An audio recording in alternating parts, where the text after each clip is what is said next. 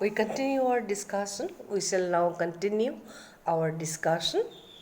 And there are two main interpretations of the idea of a welfare state.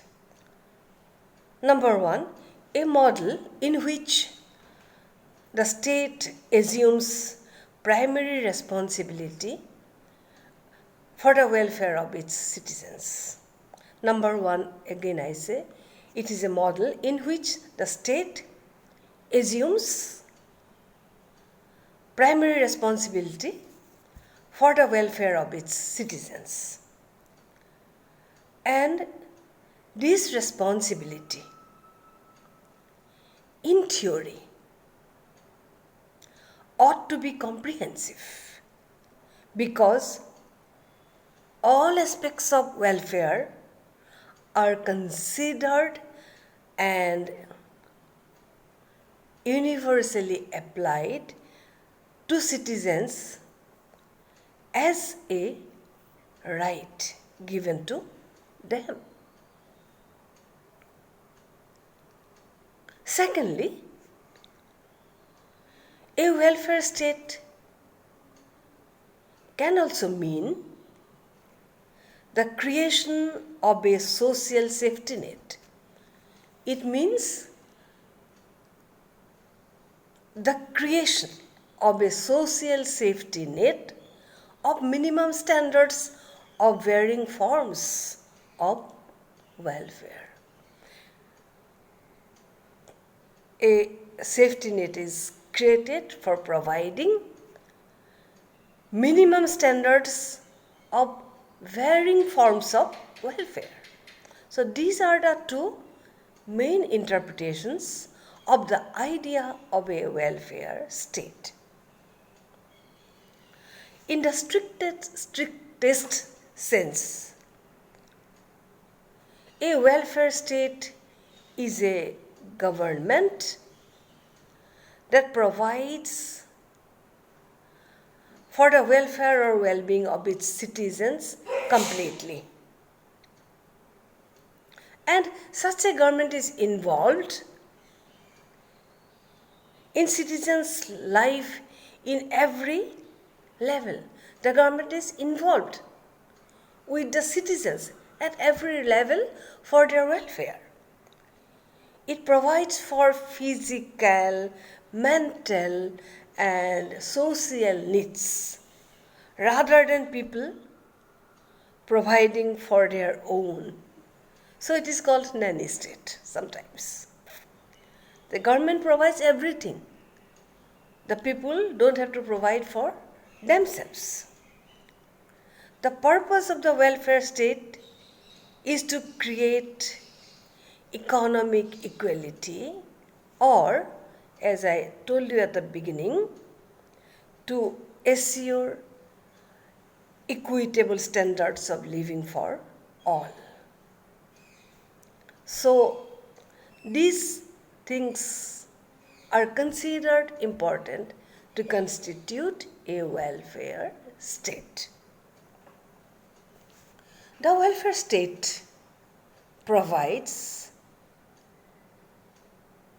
free education.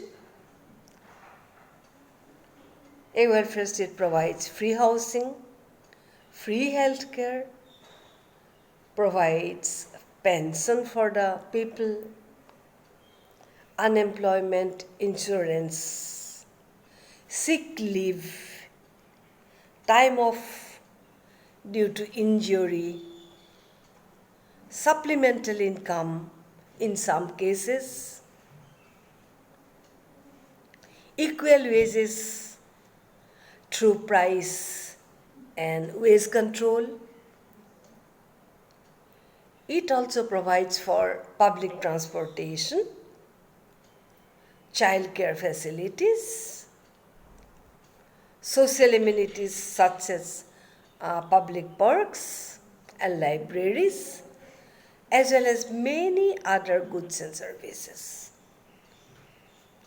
Some of these items are paid via government insurance, and some are paid for by taxes.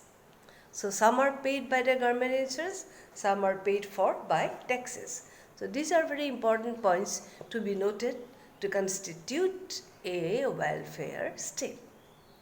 Now we come to the concept of a welfare state is almost discussed, and I hope by now you are having a fair idea regarding the concept of a welfare state. Now our point is whether India is a welfare state or not. What do you think? I am sure you will definitely agree that India is a welfare state because in many respects it has taken the responsibility of its citizens' welfare. And India is a country also which has accepted the notion of welfare state by accepting the liability towards securing a public welfare, towards securing the public welfare, not a welfare, towards securing public welfare and to subserve the interest of all citizens. Now, if you look into the fundamental rights, the part 3 of the Constitution, and particularly the equal opportunity, you will find that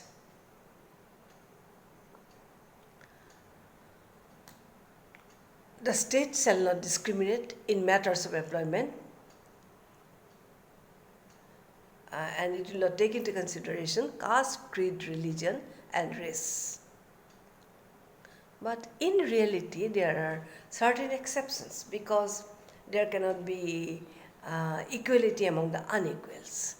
So there are reservations for scheduled caste and scheduled tribes and for other backward classes. These reservations actually are very essential and should not be criticized, I feel, because till date there are many underprivileged people who have not been able to access the benefits or schemes of the government because of their poverty and illiteracy. And as you have noticed or you have seen that government even provides, there are provisions for free legal aid provided to the poor people. And we have the concept of PIL, public interest litigation, where a person, a social worker, can take the lead to carry forward to the government the problems faced by the people. The role of the social worker is very important. Another part of the Constitution, that is a preamble of the Constitution, which actually it should have come at the beginning. The preamble of the Constitution has clearly stated that India is a sovereign country, India is a socialist country, India is a secular country, India is a democratic country, India is a republic. And it wants to secure justice, social, economic, and political. The preamble actually has stated that India actually is a welfare state. And the various provisions of the Constitution has extensive provisions to ensure social and economic welfare of the people of India.